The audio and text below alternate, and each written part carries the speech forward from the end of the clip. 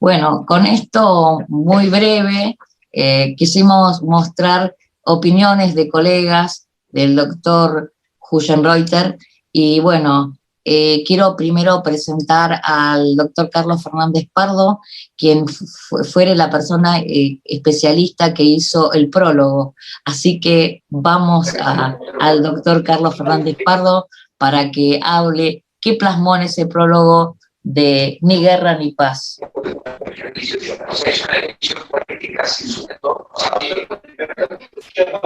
Mucho sonido atrás. No, las personas que tienen, todos tienen que estar muteados, por favor, no, así yo, para que no se escuche, para que no le perturbe a Carlos. No quiero mutearlo yo, no quiero mutearlo yo. Un joven totón. Vamos, Carlos. Bueno. Martín. La invitación tan gentil de la editorial hacia mi persona me parece que excede un poco del prólogo. Los prólogos suelen ser fórmulas de rápida ejecución, pero en el caso nuestro invita más que exponer cualidades personales del escritor. En el campo de las ciencias sociales, de las ciencias políticas, tiene otro estilo el prólogo, ¿no es cierto? El estilo es el que lleva a encuadrar un problema. La sola pregunta del título dice mucho y encierra verdaderamente la clave de la filosofía y el derecho contemporáneo en lo que toca a las relaciones internacionales. Ni guerra ni paz. Es una cuestión de Estado, desde ya. Los hombres no están en guerra, ni los hombres están en paz. Están en paz sus estados. Por eso que el juicio moral ni guerra ni paz también es un juicio acerca de la neutralidad valorativa de las guerras. Quiero decir con esto que uno busca en una confrontación imponerse. Evidentemente esto no es el caso de la relación de los estados, que no son personas, vuelvo a repetir. ¿En qué reside la ambigüedad? Bueno, hay escenarios históricos que nos sirven de mucho. Porque en todas las épocas esta ambigüedad se ha planteado. Ya en forma primitiva, ya creo que desde la Biblia incluso hay las relaciones de los estados, entre las monarquías de la época, en esas baronías feudales medio del desierto también, aparecía esta ambigüedad, porque el problema de la guerra o del conflicto nunca queda claro si depende de la persona que tiene el mando o la conducción o el gobierno, en cuyo caso la guerra es una cuestión de los gobiernos, o si la paz es un estado espiritual de las personas que lo logran a través del temor, el convencimiento, ahora la autoayuda. Pero la paz es una cosa irresoluble porque no hay ninguna evidencia histórica que permita tratar la paz o considerarla incluso filosóficamente al margen del conflicto. Lo inquietante de esta ambigüedad es la dialéctica que establece, porque esto hay que verlo en movimiento, hay que verlo a lo largo de la historia en movimiento. El tema de las relaciones internacionales es una disciplina novedosa porque es de las últimas disciplinas sociales importantes que de alguna manera nos llevan a comprender algunas cosas. La primera, el hombre está en el tiempo y los estados están en el espacio. El hombre hace historia a través del Estado, pero en realidad la forma de hacerse presente en la historia mundial que tienen los hombres organizados es la forma estatal. ¿Durará? ¿No durará? Nadie lo sabe. Nadie lo sabe.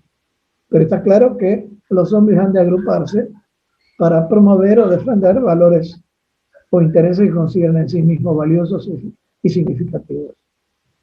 Ni guerra ni paz habla también de una cierta indiferencia. ¿Qué quiere decir indiferencia? Que si es tan débil el estado de paz y tan imponente el estado de guerra, entonces evidentemente no habría sosiego en la vida de las personas porque vivirían rodeadas del temor. Cuidado y temor son conceptos que un gran filósofo, se llamó Thomas Hobbes, un hombre que nació y escribió durante la Guerra Civil Inglesa, porque se refleja en su filosofía la Guerra Civil de Inglaterra, que se hace en nombre del catolicismo, en nombre del protestantismo, de las sectas protestantes, pero Hobbes encuentra una cosa importante. Y lo único importante de estas guerras religiosas por ideas, por conceptos, por creencias, es si se obedece a la soberanía estatal o no. Porque así como Isabel, en su sabiduría, una reina muy sabia, las dos Isabel, la española también, ¿no? Pero en Inglaterra aclaró, después que se terminaron de matar en las guerras civiles y de realizar procesos y ejecuciones hasta por brujería, en el caso del norte, en Escocia, la duda es la siguiente. En mi reino pueden ejercer cualquier creencia, pero a mí me tienen que contestar los católicos a quién obedecen, si a la reina de Inglaterra o al Papa de Roma. Porque está claro también que se descubre acá que no hay dos estados en uno. La situación por la cual hay dos estados en un solo territorio que reclama soberanía es la condición esencial de la guerra civil. La ambigüedad inquietante reside también en este fenómeno, en que yo no garantizo la paz que impongo, aunque sea un vencedor, ni el otro puede librar una guerra eternamente.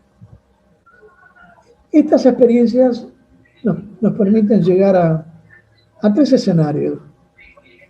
El primero es una cosa interesantísima. A veces el discurso de despedida de Washington, por ahí vi la declaración de Virginia en la firma de la declaración, el farewell, el discurso de adiós, de despedida de Washington, donde da una serie de consejos que para Estados Unidos se convierten en principios, que son aceptados por la nación norteamericana, porque a ese nivel y en el orden internacional, los principios son intereses o no son nada. La claridad de los intereses es lo que va a marcar Washington. Y marca tres cosas muy importantes que uno las tiene que retener, porque van y vienen cada tanto. La primera es que los Estados Unidos no puede incluirse, no puede participar, ni mezclarse, ni intervenir en ningún conflicto internacional, ni tener aliados. Este que escribe con él, son dos profesores. Sí, ni tener aliados. Ustedes fíjense que incluso en la Primera Guerra Mundial, cuando termina, el acta del Tratado de Versalles va a decir los Estados Unidos y las fuerzas aliadas y asociadas. Estados Unidos gusta de ser socio, pero nunca aliado. Porque, como decía Washington, las alianzas crean compromisos e intereses de largo plazo, que a la larga no se pueden cumplir. El segundo consejo de Washington es reconocer que por encima de la nación norteamericana, del Commonwealth norteamericano, de la comunidad política norteamericana, hay otras comunidades políticas que tienen también que cumplir y realizar y satisfacer sus propios intereses, a cuyo servicio Estados Unidos no está. Y esto es cosa curiosa, porque esto se rompe básicamente, a mi juicio, se puede ir al detalle de otras intervenciones, de menor importancia, a mi juicio, se rompe con la Primera Guerra Mundial. ¿Qué hace Estados Unidos metido en una guerra? Es la era del presidente Wilson. Woodrow Wilson hemos hablado muchas veces, incluso con Alberto hemos hablado mucho, pues y yo creo que fue un gran filósofo de la guerra y de la paz, un filósofo de la ambigüedad, pero jugaba una duplicidad notable en el estadista y el diplomático. Las versiones morales y los juicios morales probablemente sean útiles para afuera, pero no resuelven a veces problemas sustantivos, ¿es cierto? Por último, lo que Washington decía es el cumplimiento de los compromisos. No tomar compromisos internacionales que Estados Unidos no pueda cumplir, tampoco. Y un discípulo de él, bueno, de los grandes padres de la creación de los Estados Unidos, decía, no estamos aquí para correr dragones por todo el mundo, que es la versión del intervencionismo norteamericano, ¿no es cierto? Yo no sé si eso pasó, pero no pasó esta situación endeble. Hoy vuelve a aparecer, ¿es cierto?, esta dialéctica que arrastra esta antigüedad y la pone en movimiento. Estados Unidos, pensando ahora en Europa, en Estados Unidos de Europa, vivió una guerra durante 30 años. La famosa guerra de 30 años dio nacimiento a una institución internacional, por no decir a dos, tres. La primera es la libertad de culto dentro del reino. Cada estado es soberano para que su soberano propio decida qué religión adopta. Así que a partir de ahora termina la guerra civil religiosa en Europa. El católico que se vaya a Francia, a Bélgica, a Italia, a Países Bajos, a España. El protestante, bueno, que se vaya a Alemania u otro. Quiere decir, la religión del príncipe pasa a ser la religión del Estado. Esto era de una gran trascendencia, porque unía un principio religioso con un principio político. Porque si la verdadera religión, que es lo que está en juego en una guerra civil, pues cuando los hombres luchan por verdades, van a la guerra. Esto es evidente. Cuando los hombres combaten en torno a valores relativos, es posible la negociación. Es muy difícil negociar valores trascendentes y es muy difícil negociar en términos de este compromiso, no digo de moda hoy, pero que trae la ilustración, que es el relativismo de los valores. Porque está claro que si yo no puedo afirmar un valor, mi acción no tiene sentido, no es legítima en torno a los valores, es legítima en torno a mis intereses. La guerra de 30 años termina con una gran paz. En dos ciudades alemanas, Münster y otra que se llama Westfalia, por la región, se hacen los arreglos finales. En uno de los tratados se acuerdan con los principios protestantes, en otros con un orden general. Ya nadie va a ser perseguido por cuestiones de creencias o por cuestiones religiosas.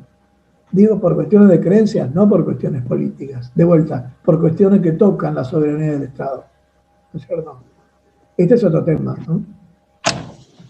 Ni guerra ni paz civil. Esta es otra ambigüedad relativamente moderna. Porque la guerra, el modo antiguo de hacer la guerra ya prácticamente ha desaparecido, ¿no es cierto? Queda como un fenómeno humano inscritos por ahí en la naturaleza, dicen algunos, en la proclividad del hombre a la acción violenta, y en general en un enfoque probabilístico que es el de Hobbes. Esto de hominem hominis lupus es un proverbio latino. El hombre es un lobo del hombre. Bueno, no, es un lobo del hombre, sí. Primero si se le permite, porque acá caemos en el bestiario. Ustedes fíjense que cuando hay pobreza de conceptos, estamos obligados a recurrir a las imágenes. El que era un maestro en el arte fue Maquiavelo. Maquiavelo tiene un escrito donde desfila el bestiario de la época. Fíjense ustedes con qué identifica cada uno de ustedes a un águila. ¿Con qué identifica un halcón? ¿Qué virtud humana ponen en un águila? En un halcón, en un zorro, en un lobo, en un conejo, en un gatito. ¿Qué ponemos? ¿Qué cualidad humana ponemos? Bueno, él pone, para nombrar al Canio Sforza, al cardenal Sforza, no lo menciona. Dice que es una víbora. Y dice Sforza. ¿Lo ubican? El tema del bestiario reemplaza conceptos. Por eso el tema del águila, por ejemplo, como iconología, está en todas las coronas de Europa prácticamente. No hay iconografía de la paloma o el canario presidiendo un orden, no. Uno supone que el orden lo percibe, es cierto, un ave que ve lejos, que vuela alto y que es despiadada. Bueno, el águila es lo ideal. El águila es lo ideal. Esta paz de 30 años, esta guerra de 30 años termina entonces con el tratado llamado la Paz de Westfalia, que básicamente es el principio religioso, ya no es un principio activo de la política. Los hombres no se van a mover a la paz o a la guerra en función de lo que dicen sus corazones o su conciencia. Así creían los que fueron. No se van a mover por eso. Se van a mover por intereses y por la inclinación a la supervivencia. ¿Cómo? Sí. Bueno, en línea general. El tercero es la otra paz famosa, porque tenemos que estudiarla como un laboratorio esto, es el Tratado de Versalles, y todos los tratados que consiguieron tratar de organizar un mundo que haga al salir en una guerra tremenda, organizarlo con principios que van a llevar a otra, más tremenda todavía. Entonces, este tema no está en manos de la diplomacia, sino del cálculo. Yo cierro con Hobbes mi comentario. Hobbes no dice el hombre es un lobo del hombre. Dice que los hombres viven juntos bajo la probabilidad de la guerra. Se miran como goleadores, se miran con desconfianza. Oigan, es un fenómeno probable. ¿La paz es posible? Sí, si la guerra es improbable. A mayor probabilidad de conflicto, decae el valor de la paz. Una parte entiende que si decae el valor de la paz en la otra, está renunciando, está cediendo. Y otros creen que si declina la vocación guerrerista, la vocación armada de un Estado, se enaltece la paz. Bueno, yo quería cerrar con esto en línea general. El libro, naturalmente, gira en torno a esto, en situaciones elegidas. Bajo situaciones elegidas. Bueno, gracias Carlos por... cortar, me hubiera dicho cuánto tiempo había. Bueno, sí, tenemos hoy... Era eso, da para mucho. Yo preferí enfocar de entrada nomás en el arranque, con algunas cuestiones de la filosofía política. Sí. Muy agradecido, Carlos, y bueno, te agradecemos como siempre todo ese enfoque general que das, que es tan rico y nutriente para todos nosotros. Bueno, pero ahora sí, tenemos un amigo más también, obviamente, que participa de esta presentación, el doctor Martín Raffaini, que bueno, los dejo con él y habilitamos el micrófono, por favor. Gracias. Bueno, muchas gracias. Un saludo para todos y muchísimas gracias, Alberto, por permitirme, para mí es un honor, permitir decir este pequeño comentario de un nuevo libro tuyo. Con estos comentarios no les voy a contar el final de nada, sino que les quiero mostrar que esta obra invita al lector a reflexionar, a tener una visión crítica y desde una perspectiva realista de un mundo posible. Es decir, un mundo sobre las bases de la realidad y de las experiencias. Me voy a atrever a leer algunos párrafos del libro, así que por eso me van a ver que bajo la mirada. En este libro encontramos un lugar donde aquellos que poco entendemos de las relaciones de este convulso mundo, vemos con claridad la descripción de escenarios con un sustento doctrinario que permite un entendimiento de aquellos autores que sería casi imposible de acceder a ellos si no nos dedicáramos al estudio de las relaciones internacionales. Para mi caso, soy abogado y Alberto, no solamente en este libro, sino en todos los libros que ha escrito, hace docencia. Y creo que esa es una de las características de la pluma de Alberto, el poder llegar a personas, como en mi caso, que no soy un especialista en relaciones internacionales, y que ha generado en mí el amor a las relaciones internacionales. Ese amor o esas ganas de estudiar autores que muchos lo citan, pero pocos lo saben explicar como Alberto. Por todo esto, Ni guerra ni paz, una ambigüedad inquietante, es una obra vigente y pertinente para entender la realidad de lo que sucede en el mundo. Vigente y refiriéndome a la problemática del conflicto palestino-israelí, Alberto dice: se está ejecutando el acuerdo del siglo, sin el acuerdo de una de las partes. El denominado Plan de Prosperidad, respaldado por los Estados Unidos, clausura cualquier posibilidad de ejercicio real de la soberanía por parte de los palestinos. Si nosotros con estos dos párrafos que les cito pensamos la realidad que vemos en la televisión, podemos tener una comprensión mucho más acabada de lo que sucede en el conflicto israelí-palestino. Por eso también digo que es pertinente, y respecto a esto, dice siempre o casi siempre la descomposición en las relaciones entre los estados y las catástrofes que le siguieron tuvieron sus orígenes de cuño político. Como vemos, la obra Ni guerra ni paz, una ambigüedad inquietante, trata de describir las relaciones internacionales en un mundo sin códigos geopolíticos, con una decena de potenciales guerras interestatales mayores que podrían estallar en el siglo XXI. Estas no son palabras mías, sino que son párrafos escritos por Alberto a través de su libro. Y para finalizar, mientras prosigue el estado de pandemia en el mundo, los hechos relativos con la geopolítica, el poder y la seguridad entre los estados también continúan. Tal vez, dice Alberto, si pusiéramos más atención en ellos, nos ahorraríamos esfuerzos en tratar de pronosticar futuros que tenemos ante nuestros ojos. Alberto una vez me dijo, tengo la suerte de conocerlo hace muchos años, y Alberto me dijo una vez: las buenas personas son buenos profesionales. Y esta es una obra de un excelente profesional.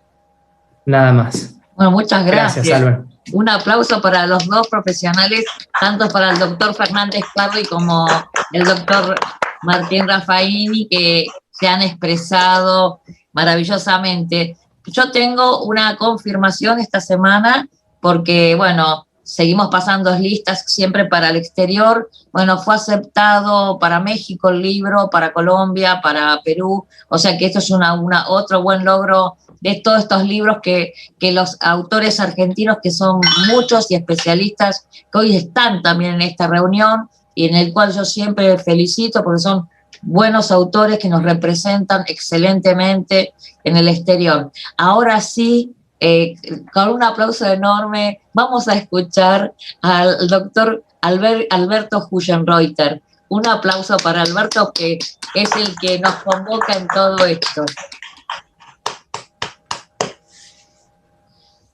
Bueno, muchas gracias por acompañarme esta nochecita. Hay muchas caras conocidas y agradezco enormemente las palabras tanto de Carlos Fernández Pardo como de Martín Platrein, porque son palabras que dicen mucho, ¿no? En relación solamente con el espíritu del libro, con lo que yo quise transmitir, sino en relación con los afectos que son tan importantes en la vida, ¿no? Pero este libro no trata de afectos, ¿no? Trata de realidades. Sería muy lindo escribir un libro sobre las cosas que queremos, aspiraciones, etcétera, pero el mundo no nos da demasiados datos. Hace tiempo que el GPS mundial no nos aporta demasiados datos en relación con la posibilidad de tiempos venideros esperanzadores o de anhelos, ¿no? Yo entiendo que generalmente la comunidad internacional siempre aspira a tiempos mejores, y siempre que hay una guerra importante o mayor, siempre que finaliza un régimen internacional, y seguramente cuando acabe esta pandemia, la comunidad internacional va a pensar que vienen tiempos mejores. Esto es casi una regularidad, utiliza este término grosero, en la política internacional. Siempre la gente aspira a que viene un mundo mejor, a que es el tiempo de los grandes principios de derecho internacional, de las organizaciones intergubernamentales. Es normal que piense así, pero al poco tiempo el mundo vuelve a reubicarse y vuelven a ocurrir aquellos hechos que Stanley Hoffman denomina políticas como de costumbre, ¿no es cierto? Las políticas de costumbre son las que explican el mundo, no las políticas basadas en aspiraciones, no las políticas basadas en deseos, ¿no? A veces se considera que es posible firmar algún documento, un gran tratado, y erradicar determinados males. Por ejemplo, un pacto que elimine la guerra es imposible. Como dice el francés Bartul, es como que los médicos firmaran un pacto para eliminar las enfermedades. Es interesante, pero no vamos a ningún lado, ¿no es cierto? Y fíjense que yo hablo de ni guerra ni paz, y no existe la paz total, pero sí existe la guerra total. Esto es indiscutible, ¿no es cierto? Hemos tenido en el siglo XX momentos de paz relativa. La especialista Margaret Macmillan, por ejemplo, encuentra un periodo de paz interesante entre 1919 y 1925, pero pronto vinieron acontecimientos que llevaron a una situación de quiebre de la humanidad y de guerra total. De manera que yo me sentí impulsado a escribir este libro. Comencé hace más de 2 años, y bastante antes incluso, en relación con la lectura de textos, porque entiendo que el mundo se encuentra en una situación que no es ni de guerra ni de paz, ¿no es cierto?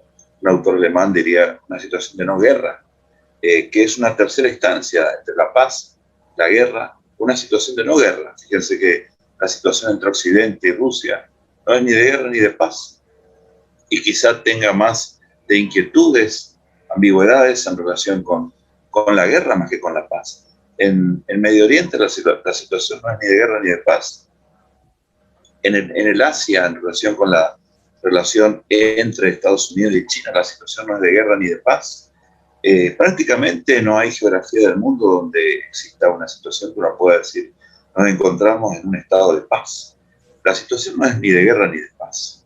Por eso yo me sentí impulsado a escribir este libro, sobre todo tratando de responder algunas posiciones, porque yo por lo menos entiendo que cuando uno escribe un libro, lo hace pacíficamente contra algo, tratando de desmitificar algo, hasta tratando, me atrevería a utilizar el verbo combatir algo.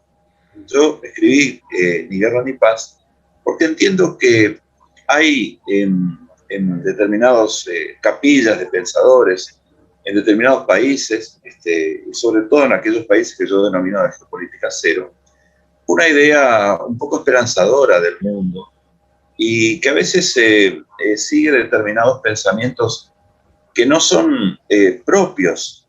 Y a veces la forma más categórica de dominación es la de ser pensados por otros. Por eso me importa sobremanera en que este libro estimule reflexiones ante una situación de fragilidad que vive el mundo. Estimula al menos la duda, ¿no? No las confusiones, la duda. Este libro yo creo que es un aporte modesto para tratar de entender el mundo de ayer, el mundo de hoy y el mundo de siempre.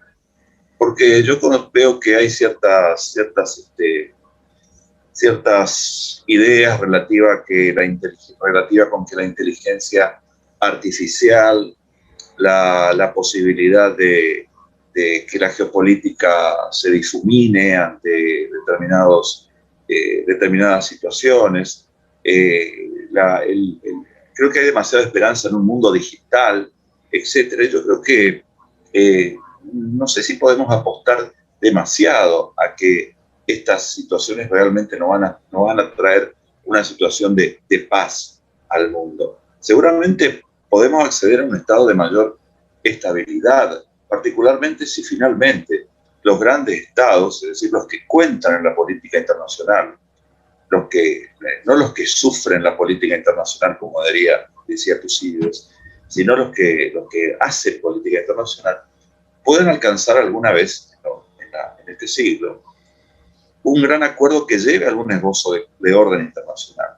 Kissinger dice que el orden internacional se va a lograr bastante entrado el siglo XXI. O sea que la pregunta aquí sería si va a ser así, porque evidentemente el orden internacional no lo vemos a la vuelta de la esquina. Si va a ser así, la pregunta es, ¿qué va a pasar en el medio? ¿Se llegará a ese orden internacional a través de un aterrizaje suave? ¿O se llegará a ese orden internacional a través de las políticas como de costumbre, para utilizar de nuevo las palabras mágicas y reales de Stanley Hoffman? Hay autores, por ejemplo, que acompañan determinadas ideas realistas. Por ejemplo, Christopher Line escribió hace poco El regreso de las tormentas, y un artículo que recomiendo, Foreign Affairs, de este verano nuestro. Y allí sostiene que hay cierta idea de que como hace 75 años no hay una gran guerra general, una guerra entre poderes preeminentes, pareciera que ese tipo de guerra está finalmente superada. Bueno, yo creo que esto es un error. Primero porque hubo guerras importantes en estos últimos 70 años, entre actores importantes, por ejemplo, entre China e India, entre China y la Unión Soviética.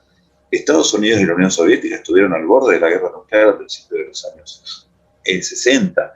De manera que para mí esto es una situación que tiene que ver con un régimen internacional que fue el régimen de la Guerra Fría y la emergencia de las armas atómicas que restringió las posibilidades de la guerra. Pero hoy, aún en el segmento de las armas atómicas, yo me preguntaría si realmente nos encontramos todavía dentro del equilibrio del terror, si hay equilibrio, o si los estados, en función de la tecnología, están acercándose a las orillas de la salida del equilibrio nuclear, lo cual nos llevaría a una situación desconocida, porque nunca hubo una guerra entre estados preeminentes con armas nucleares. Hubo lanzamiento de 2 armas nucleares, pero nunca una guerra. De manera que allí tenemos un terreno desconocido.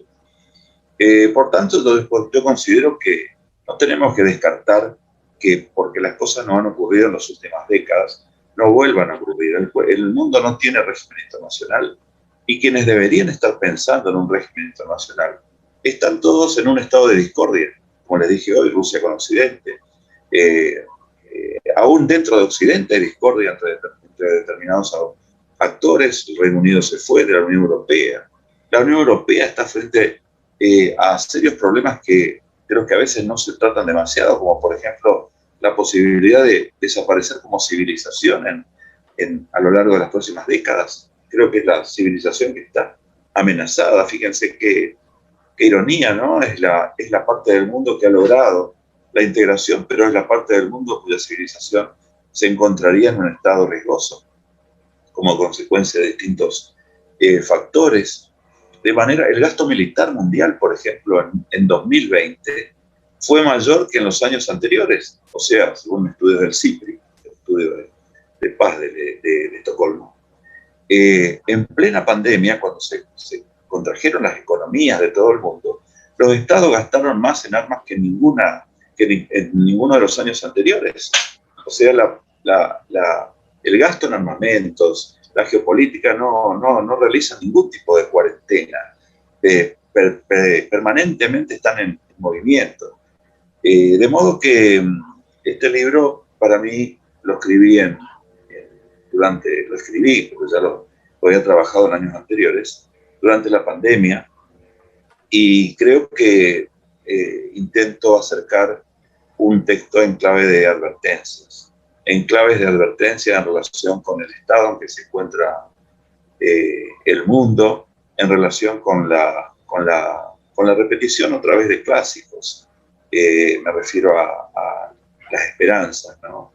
Hay cierta esperanza otra vez de que la pandemia va a acercar a los países y va a llevar a que logren políticas como de consumo, pero aún en tiempos de pandemia la realidad no nos está diciendo eso, porque existe como un bloque de vacunas, fíjense, una rivalidad de vacunas, que es un poder blando básicamente, entre los distintos poderes, o sea que el tema de las vacunas está dentro de la rivalidad entre los estados. E incluso a la pandemia se llega por una falta de cooperación de los estados. Y esto hasta lo reconoce la misma Organización Mundial de la Salud. De manera que todo lo que tiene que ver con la cooperación, las organizaciones intergubernamentales, el multilateralismo, yo diría que están en una situación por debajo de las políticas como de costumbre. ¿Y cuáles son las políticas como de costumbre? Bueno, la desconfianza entre los estados, el principio de sospecha, puesto que en ningún estado sabe lo que piensa realmente el otro. A esto Mearsheimer lo denomina el principio de las sospechas de intenciones. Ningún estado sabe realmente qué intenciones tiene el otro. Los estados aún continúan manteniéndose per se en materia de seguridad, porque como suele decir el doctor Fernández Pardo, fíjense que en el mundo no hay ningún número 911 donde llamar en caso de que alguien se encuentre en peligro. Hacia adentro de los estados, si estamos en peligro, tenemos un número donde llamar, porque hacia adentro de los estados, las instituciones y las leyes de alguna manera restringen el poder. Pero hacia afuera, en el orden internacional e interestatal, es el poder el que restringe a las instituciones y a las organizaciones intergubernamentales y al multilateralismo. Por eso yo diría que es una situación preocupante la actual, de fragilidad, para utilizar un término de moda que cada vez se está utilizando más, que viene, que creo yo, desde la psicología.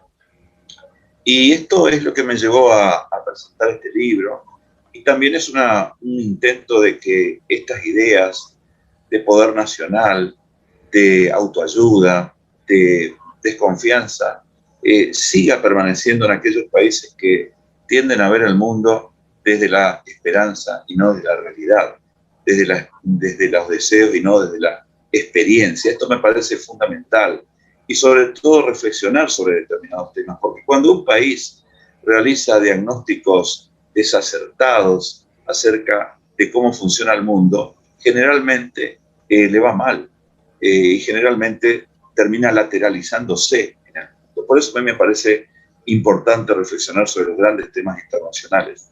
E intento, de una manera modesta, pequeña, con este libro, que el libro estimule la reflexión geopolítica, la reflexión internacional, porque todos estos temas que en Argentina desafortunadamente se lateralizaron, como el concepto de poder nacional, la geopolítica, etcétera, son conceptos que vamos a necesitar en las próximas décadas.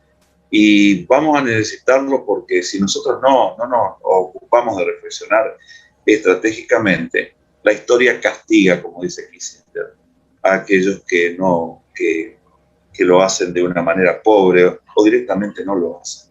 Bueno, el libro va un poco en esta dirección, trata de crear dudas, un océano de dudas siempre, porque siempre, en la medida en que tengamos más dudas, vamos a ir achicando el margen de incertidumbre y podamos quizás tener una evaluación un poco menos desesperanzadora de la inquietud estratégica que actualmente ocurre. Muchas gracias. Bueno, un aplauso para el doctor Julian Reuter.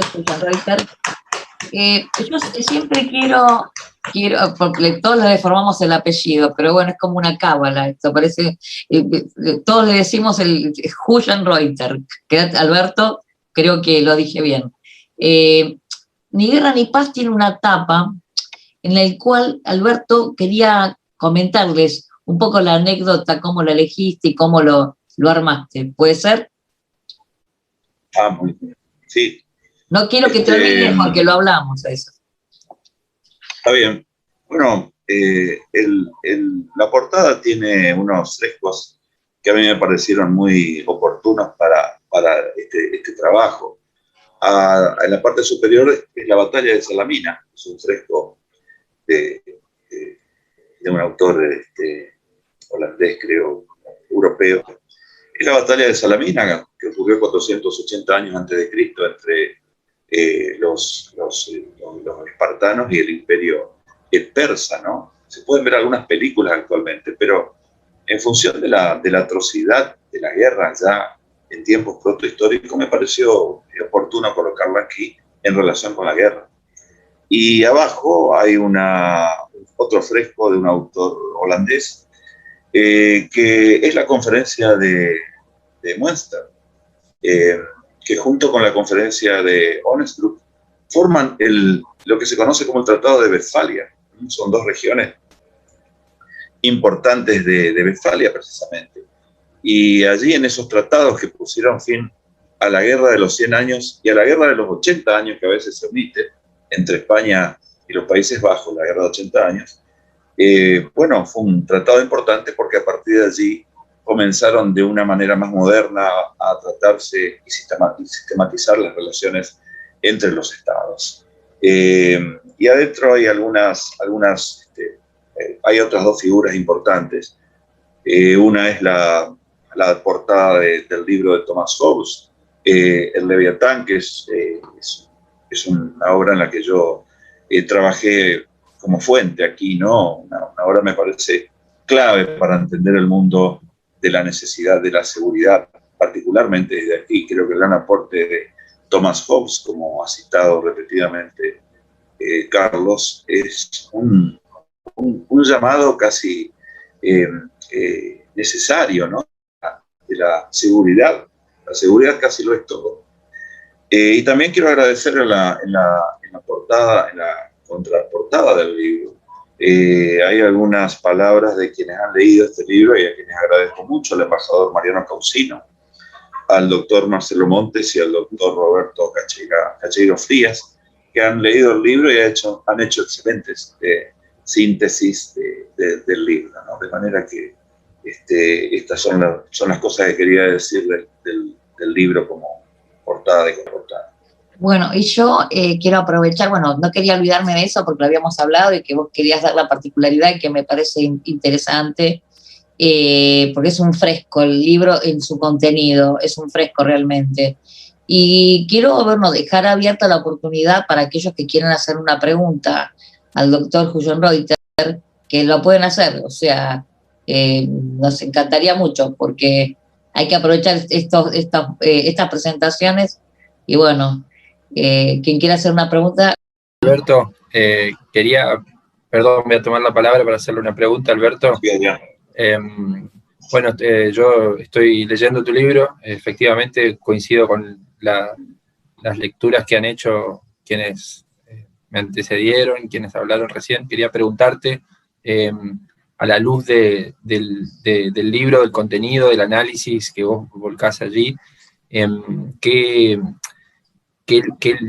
visión tenés sobre ese posicionamiento o esa lectura, esas digamos, ideas que vos volcás ahí, exclusivamente en el caso de América Latina, ¿no? Teniendo en cuenta que hay un montón de tensiones y gobiernos que están, o en este contexto, gobiernos de distinto signo, que más allá de lo estrictamente ideológico se están viendo ante este nuevo cambio de escenario internacional, que ya lleva unos cuantos años en proceso y que con la pandemia parece profundizarse. Bueno, ¿cómo ves el efecto de todo esto en América Latina, no?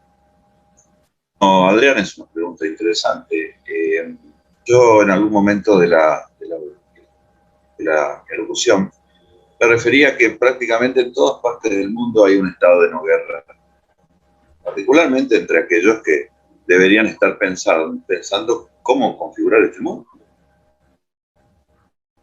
Porque así como estarían las cosas, los escenarios que más se trabajan, tienen que ver con una suerte de una orientación bipolar. O sea, el mundo... Me gustaría hacerle, usted habla de Europa, la desestructuración de la civilización, y hace poco estuvimos trabajando en el CARI las relaciones entre Europa y la Eurasia, ¿no? Y particularmente con Rusia. ¿Usted cree que ahora, con esta suba de tensiones que hay por Ucrania, por Bielorrusia, por distintos factores, por la mayor rigidez del régimen de Putin en Rusia, ¿hay alguna posibilidad de enfrentamientos más álgidos, digamos, o que pasen de sanciones económicas a otro tipo de sanciones entre Europa y países del este? Quiero decir que Lila ha sido embajadora en Ucrania, de manera que tiene una gran visión de este conflicto entre Rusia, Ucrania, Occidente. Mire, Lila, yo creo que es una situación de nueva rivalidad en la de que existe entre Rusia y Occidente, no de Guerra Fría. La Guerra Fría, como decía Steppenwolf, es muy grande para compararla con cualquier conflicto que ocurra en la actualidad. Fue algo demasiado especial, singular, entre actores con cosmovisiones universales diferentes, de manera que yo nunca utilizo nueva Guerra Fría, porque me parece que la Guerra Fría tiene su particularidad y fue un fenómeno histórico irrepetible, así como se dio, ¿no?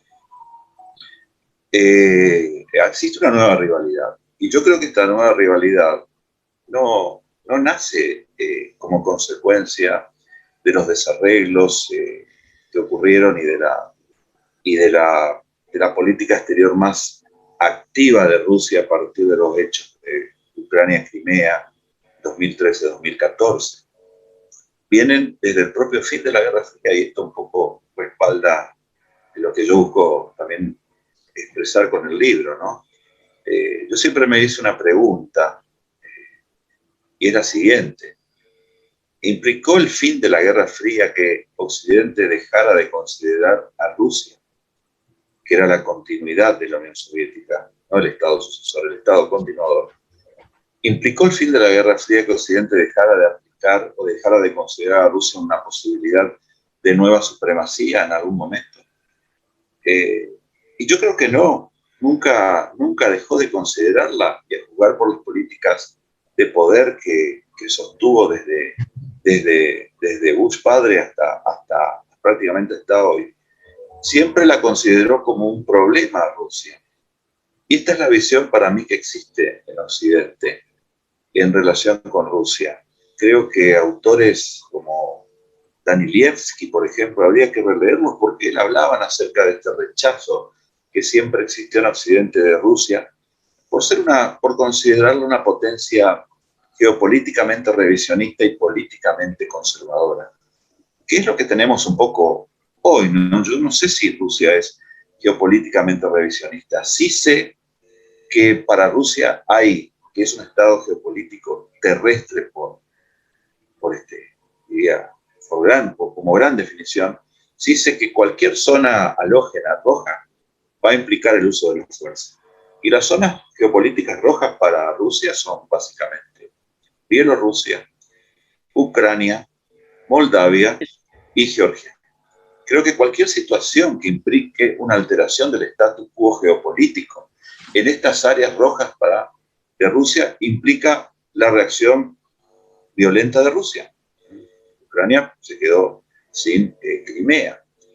Y creo que no hay ninguna posibilidad de que, respondiendo más específicamente a su pregunta, de mejorar la situación, Lila, porque creo yo que este conflicto ha adquirido características irreductibles. Lo que quiero decir con esto es que, ¿qué podría hacer Rusia para mejorar la relación?